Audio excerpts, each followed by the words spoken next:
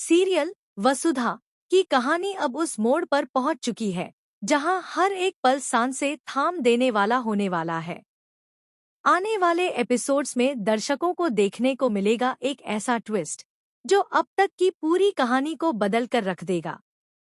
अब बहुत जल्द देव को होश आने वाला है, लेकिन उससे पहले वसुधा की जिंदगी पूरी तरह से उथल-पुथल हो चुकी है। वसुधा इस वक्त अंदर से पूरी तरह टूट चुकी है, क्योंकि उसके घर में एक के बाद एक ऐसी घटनाएं हो रही हैं जिनकी उसने कभी कल्पना भी नहीं की थी। एक तरफ उसका परिवार बिखरने के कगार पर खड़ा है, तो दूसरी तरफ वह खुद देव की जिंदगी और मौत की लड़ाई लड़ रही है। अभि ने अपने ही भाई पर गोली चला दी। यह सच्चाई वसुधा के दिल को चीर कर रख देती है। इतना ही नहीं, अभि ने अपने जुर्म को कबूल भी कर लिया है। लेकिन यह कबूलनामा एक नई मुसीबत को जन्म देता है। अब चंद्रिका के सामने सबसे बड़ा सवाल खड़ा हो जाता है।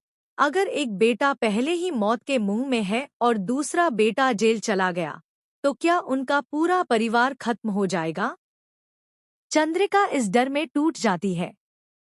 एक माँ के दिल में यह डर बैठ जाता है कि कहीं वह अपने दोनों बेटों को न खो दे।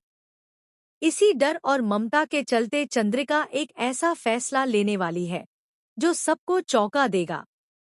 आने वाले ट्रैक में चंद्रिका अभि के सारे गुनाह अपने ऊपर ले लेगी।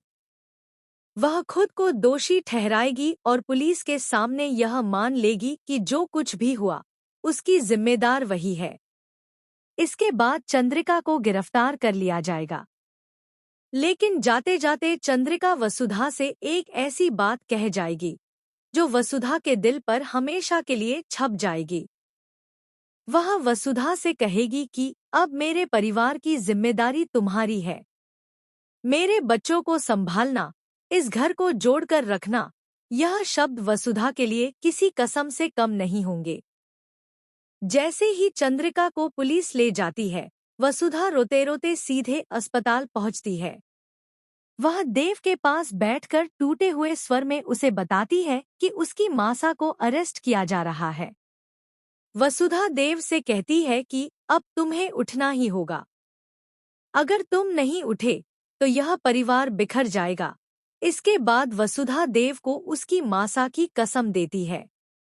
और यहीं से कहानी का सबसे भावुक और चमत्कारी पल शुरू होता है। जैसे ही वसुधा मासा की कसम देती है, देव की पलकें हिलने लगती हैं। उसकी बंद आंखें अचानक खो देव के होश में आते ही जैसे पूरे घर की किस्मत ने करवट ले ली हो। जिस घर में कुछ देर पहले तक मातम पसरा हुआ था, वहां अब उम्मीद की हल्की सी रोशनी दिखाई देने लगी है। देव की आंखें खुलते ही वसुधा की आंखों से बहते आंसू अब खुशी के आंसुओं में बदल जाते हैं।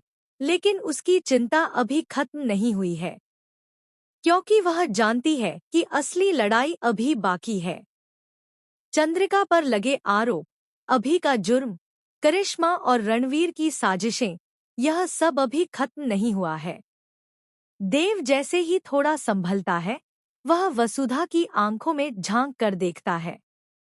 उन आंखों में डर भी है, दर्द भी और एक अनकहा भरोसा भी। वसुधा कांपती आवाज में देव को बताती है कि उसकी मासा ने उसे बचाने के लिए खुद को कुर्बान कर दिया था और अब वह पुलिस की गिरफ्त में है। यह सुनते ही देव के चेहरे का रंग बदल जाता है। उसके अंदर का बेटा जाग उठता है। वह कमजोर होते हुए भी उठने की कोशिश करता है, लेकिन डॉक्टर उसे रोक देते हैं। फिर भी देव ठान लेता है कि चाहे कुछ भी हो जाए, वह अपनी मासा को जेल में नहीं रहने देगा। इधर चंद्रिका पुलिस स्टेशन में बैठी है। बाहर से वह मजबूत दिखने की कोशिश कर रही है, लेकिन अंदर से वह पूरी तरह टूट चुकी है। एक माँ जिसने अपनी पूरी जिंदगी परिवार को संभालने में लगा दी, आज उसी परिवार को बचाने के लिए खुद अपराधी बनकर खड़ी है।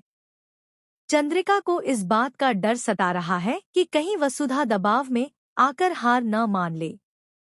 लेकिन उसे यह भी भरोसा है कि वसुधा कभी उसका भरोसा नहीं तोड़ेगी।